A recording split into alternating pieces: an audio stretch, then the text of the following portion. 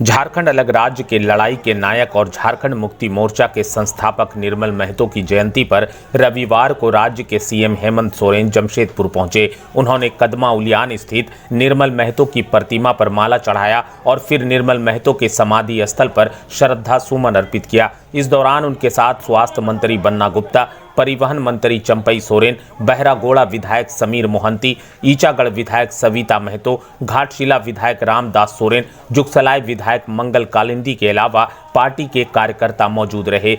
सबसे पहले हेमंत सोरेन हेलीकॉप्टर से सोनारी एयरपोर्ट पहुंचे, जहां उन्हें गार्ड ऑफ ऑनर दिया गया। मंच पर हेमंत सोरेन का स्वागत करते हुए बन्ना गुप्ता ने कहा कि हर विषय पर लगातार प्रयास कर रहे हैं। मंत्री परिषद पर कोई ध्यान नहीं देता था, अब मुख्यमंत्री बनने के बाद से विपक्ष की नजर मुख्यमंत्री पर रहती है। मुख्यमंत्री ने ओल्ड पेंशन लागू किया, युवाओं को रोजगार से जोड़ा एवं मुख्यमंत्री को जोहार। वहीं मंच पर मौजूद मंत्री चंपई सोरेन ने कहा कि शहादत दिवस और जयंती पर आते हैं। समय को देखते हुए उन्होंने कहा कि एक समय झारखंड आंदोलन के लिए सभी जमशेदपुर में आते हैं। ये पहले मुख्यमंत्री हैं जहां गुआ गोली कांड में मृतकों को नौकरी दिलाने का काम किया। शहर से लेकर दिल्ली तक आम लोगों की बात पहुंचाई। ऐसे गांव जो जंगल में है वहां पहुंचकर अपने अभियान के तहत सरकारी योजनाओं को पहुंचाया। सभी को पता है कि झारखंड धनी है, पर यहाँ की खनिज संपदा को दूसरे राज्यों ने इस्तेमाल कर लिया। आने वाले समय में ये देखने को मिलेगा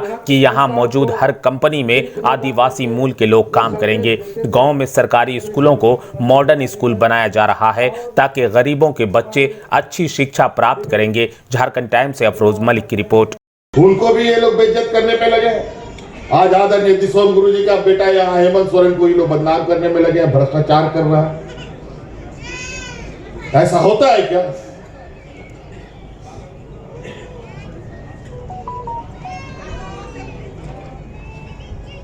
ये लोग ऐसे सगु पे छोड़ेंगे और आदिवासियों के ही हथियार से समाप्त करना चाहते हैं। झारखंडियों के हथियार से समाप्त करना चाहते हैं। कुछ लोग हैं उनके एजेंट के रूप में काम कर रहे हैं। अभी नियुक्ति नियमावली को लेकर इसमें कोर्ट में जो याचिका दाखिल हुआ, 20 लोग उसमें शिकायतकर्ता बने। एक आदिवासी नेता को भाजपा का आगे खड़ा किया और 19 लोग यूपी बिहार का निकला। और इन लोगों ने यहां के 3rd और 4th ग्रेड में भी यहां के मूलवासी आदिवासियों को नियुक्ति से रोकने का काम किया। लेकिन कोई दिक्कत नहीं, वो डाल तो हम लोग भी पात चलने का काम है। वो कैसे होगा वो मैं जानता हूं और बहुत जल्द फिर नियुक्ति की बहार हम लोग निकालेंगे। नियुक्ति तो वैसे भी हो ही रहा था, कुछ नियुक्ति जहां हमारा इस कानून से उसको लेना देना नहीं था। अभी जेपीएससी में हम लोगों ने 250 से अधिक बच्चों को बीडीओ, सीओ, कलेक्टर बना करके विभिन्न जिलों में नियुक्त कर दिया। यहां जहां ये 1500 दिनों में नियुक्ति निकालते थे, परीक्षा फल निकालते थे, वहां हम लोगों ने 250 दिनों में परीक्षा फल निकाल के बीडीओ, सीओ बनाया। और तो और वो ऐसे बीडीओ, सीओ 250 बच्चों में 33 बच्चे ऐसे थे जिसका माँ बाप कोई सेविका, कोई सहायिका, कोई किसान, कोई मजदूर का बेटा था। बीपीएल परिवार का बच्चा लोग बीडीओ, सीओ बना और कलेक्टर बना। कभी ऐसी खबर आप लोगों ने 20 वर्षों में नहीं सुना होगा। 30 साल 40 साल लग गया राज को पाने में, राज को अलग करने में। 20 साल हो गए राज का सरकार बनाने में। याद रहे, इनके जो चिकनी चुपड़ी बात है, अपने इस राज्य के मूलवासी आदिवासियों को एजेंट बनाकर हमारी एकता का ताकत को घटाने का प्रयास रहता है इनका। लगातार ये कुछ ना कुछ करते हैं।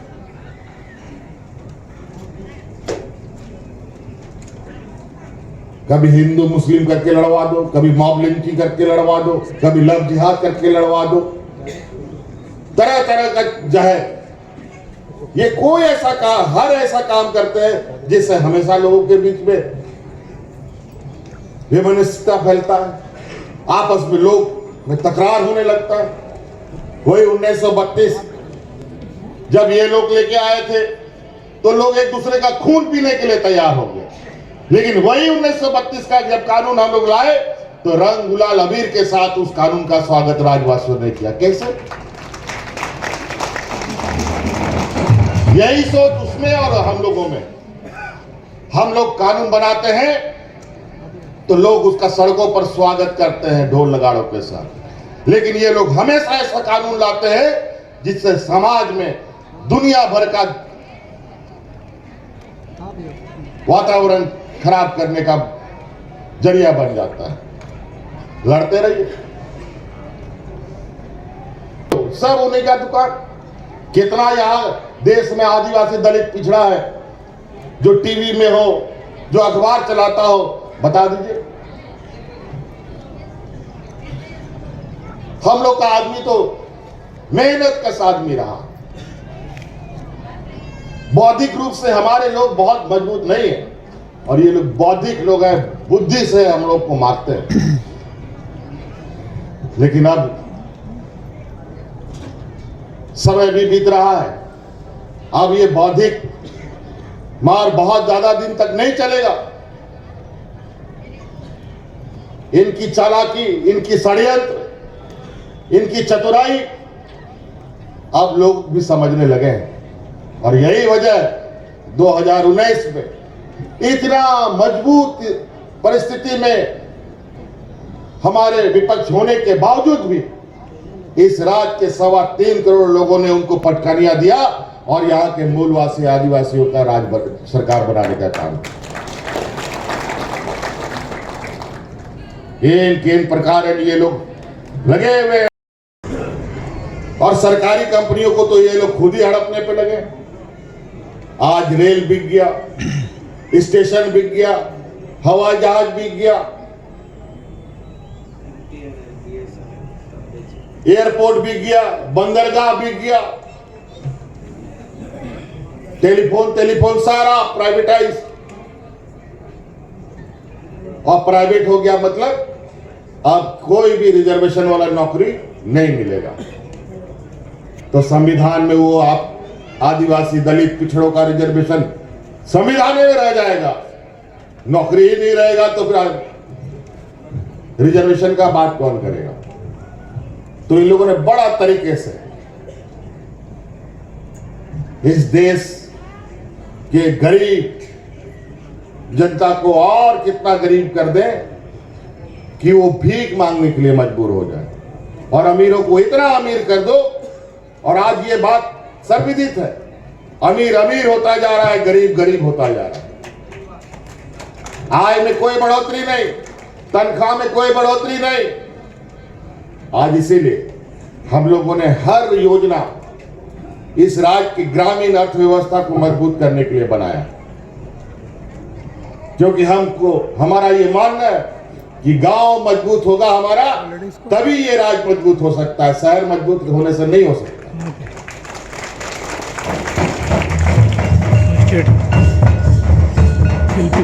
कभी आप लोग सपना में कोई आदिवासी दलित पिछड़ा सोचता था कि हम अपना बाल बच्चा को विदेश में पढ़ाएंगे?